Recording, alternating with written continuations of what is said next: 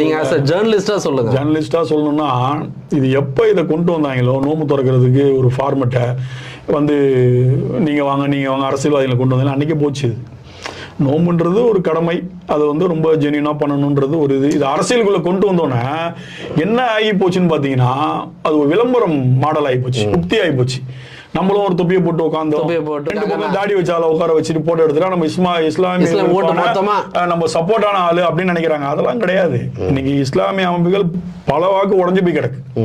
ஃபர்ஸ்ட்லாம் வந்து பாத்தீங்கன்னா அப்துல் சமது லத்தீப் இருக்கும்போது 2 பேர் தான் சொன்னா அப்படியே கேட்பாங்க. இன்னைக்கு அப்படி கிடையாது. ஒரு 10-20 அமைப்பு 100 அமைப்பு வந்துருச்சு. லெட்டர் பேட் கட்சியில இருந்து எல்லாம் வந்துருச்சு. நீ சொன்னா நான் கேட்க மாட்டேன், நீ சொன்னா நான் கேட்க மாட்டேன்.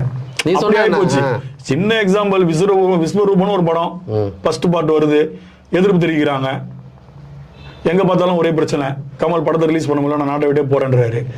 அப்ப நான் ஒரு பேட்டி கொடுத்திருந்தேன் ஒரு